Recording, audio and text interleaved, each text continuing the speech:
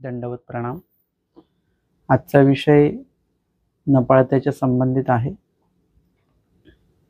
आजचा दिवस जो आहे तो नागपंचमीचा दिवस आहे आणि अनेक लोकांचे फोन नेहमीप्रमाणेच मला येत राहतात की आज आमका सण आहे तर आपण काय करायचं, तमका सण आहे तर आपण काय करायचं। तर आजचा जो दिवस आहे तो जर का नागपंचमी आहे, ते नागाची पूजा वगैरे हे सगळं केलं जातं, तर मला तुम्ही सांगा की या गोष्टीशी महानुभाव पंथाचा कसा संबंध लावणार तुम्ही। आणि मला हे पण हसायला येतं की या निमित्ताने काही लोक सांगतात की नागाच्या संदर्भातल्या ज्या लीळा आहेत, सापाच्या संदर्भातल्या ज्या लीळा आहेत त्या तुम्ही आठवा, त्या तुम्ही त्याच्यामध्ये काय करा, त्याचं चिंतन करा। आता लक्षात घ्या, नागपंचमी हा सण देवतेशी संबंधित आहे। मग त्याचा आणि महानुभाव पंथातल्या त्या लीळेंचा काही संबंध आहे का काही? म्हणून हे जे अज्ञानपण आहे ना आपल्याकडे, जे अलीकडे ज्ञान भरपूर होत आहे, श्रवण भरपूर होत आहे, परंतु हे जे काही अज्ञानपण आहे, हे अज्ञानपण कधी जाईल काही सांगता येत नाही। आणि आपली परिस्थिती अशी आहे की तुम्हाला जे जो सांगेल तसं तसं तुम्ही वाहत राहता।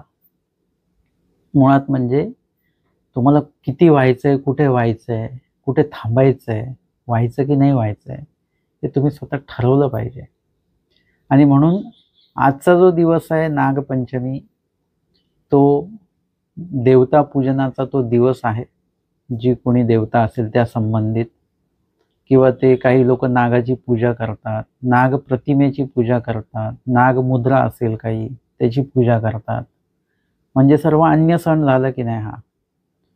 आणि मग अन्य सण झाला म्हणजे आजच्या दिवसामध्ये नेहमीपेक्षा, रोजच्या दैनिक विधीपेक्षा जास्त विधी अन्य लोक देवते संबंधित विधी जो आहे तो करतात, म्हणजे त्या निमित्ताने देवता प्रभाव वाढणार आहे।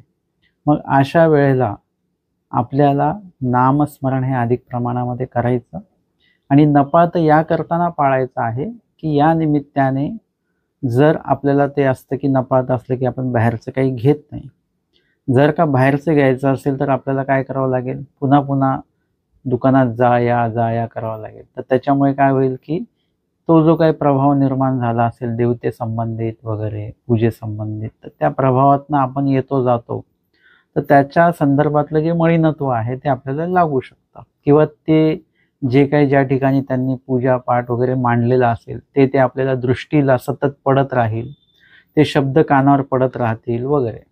आणि म्हणून आपल्याला नपाळत पाळणं म्हणजे नेमकं काय असतं की या निमित्ताने घराच्या बाहेर आपल्याला जास्त जायचं नाही, काही आणायचं नाही, आदल्या दिवशी सगळं आणून ठेवा आणि जास्तीत जास्त स्मरण झालं पाहिजे।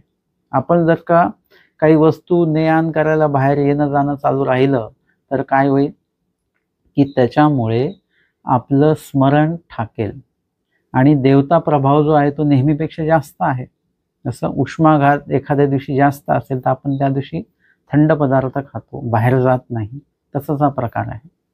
आणि म्हणून आपल्याला काय करायचं, जास्तीत जास्त ही काळजी घ्यायची आहे की आपण जास्तीत जास्त स्मरण करायचं आहे आणि सापाच्या नागाच्या संदर्भातल्या लीळा आठवायच्या नाहीत, हे लक्षात घ्या।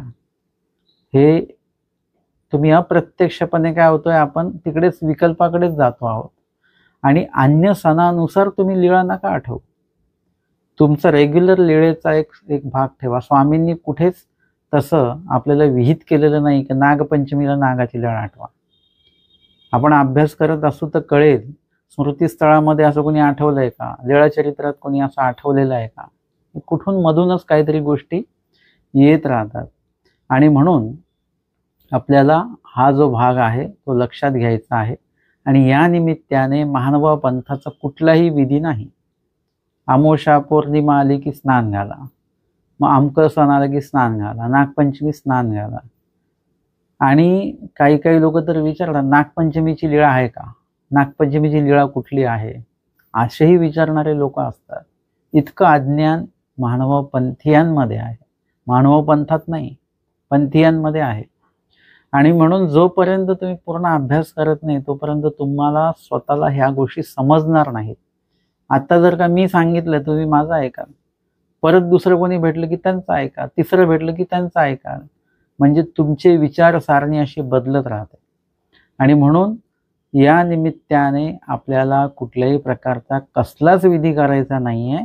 तुमचं रेग्युलरपेक्षा थोडं जास्त तुम्ही स्मरण करा, कारण की देवता भजन पूजन आज जास्त अधिक प्रमाणामध्ये असल्यामुळे एवढंच आपल्याला करायचं. बाकी काही देवपूजेला स्नान नका किंवा उपहार वगैरे काही करायची आवश्यकता नाही. नाहीतर नागाला जसं ते दूध पाजतात तसं तुम्ही देवाला पण दुधाचा उपहार दाखवाल, तर हे अशा काही गोष्टी करू नका. अज्ञानपणातनं अन्यथा ज्ञानपणातनं थोडे बाहेर या आणि ज्ञानाकडे थोडंसं तुम्ही तुमचा जो काही कल आहे तो वाढवा, ज्ञानस्तर वाढवा आणि मग तुम्हाला लक्षात येईल की आपण काय केलं पाहिजे आणि काय नाही केलं पाहिजे. आणि ह्या अशा काही जे काही तुमचे प्रश्न असतील ना ते प्रश्न तुम्ही विचारा. माझा नंबरही व्हॉट्सअप नंबर आहे हा, त्या नंबरवर तुम्ही ते विचारू शकता, फोन करून विचारू शकता, मेसेज करून विचारू शकता. आणि जे काही तुम्हाला मी सांगतो आहे ते कुठेही माझ्या मनाचं काही सांगत नाही किंवा वचनाच्या बाहेर काही सांगत नाही आहे. पंथीय जे तत्त्वज्ञान आहे त्या तत्त्वज्ञानाच्या आधारेच हा विषय मांडला जातो. म्हणून तुम्हाला परत कोणी काही सांगितलं तर तुमचं कन्फ्युजन वाढण्याचं काही काम नाही. तुम्हाला जे सांगितलंय हे वचनाधार तुम्ही ते पडताळून घ्या, लिळेधार ते पडताळून घ्या आणि मग तो आचरण विधी करायला लागा. आणि मग त्याच्यातनं दुसरं कोणी तुम्हाला अजून काही वेगळा विधी सांगितला एखाद्या उपदेशाने किंवा आम्ही तर असं करतो, तर ते तसं काही त्याच्या मागे लागू नका. कारण की तुमच्याकडे जो काही विषय आलेला आहे तो तत्त्वज्ञानाच्या आधाराने आलेला आहे. आणि म्हणून आपल्याला निश्चिंतपणे राहून ज्ञान श्रवण आणि ज्ञान स्तर वाढवायचा आहे. तुम्ही स्वतः जर का विद्वत्ता तुमच्याकडे वाढली, तत्त्वज्ञान जर का तुमच्याकडे वाढलं, तर ते तुमच्यासाठी आणि तुमच्या परिवारातल्या सर्व लोकांसाठी हे अत्यंत लाभदायक ठरणार आहे. तर आजचा हा नागपंचमी संदर्भातला विषय तर तुम्हाला लक्षात आलाच असेल. आणि सोबतच तुम्हाला स्वतःला या मानव पंथामध्ये राहून काय तुम्हाला करायचं आहे हाही विषय कळाला असेल. उपदेश घेतल्यानंतर कसं ज्ञान श्रवण करायचं हा या संदर्भातला सुद्धा एक जो काही संवाद आहे, धर्मसंवाद, तो मी मागे पाठवलेला होता. उपदेश घेतल्यानंतर वासनिकाने आणि ज्ञान श्रवण केल्यानंतर वासनिकाने कसं आचरण करायचं आहे या संदर्भातला सुद्धा धर्मसंवाद आपण ऐकलेला आहे, तोही मी पाठवलेला होता.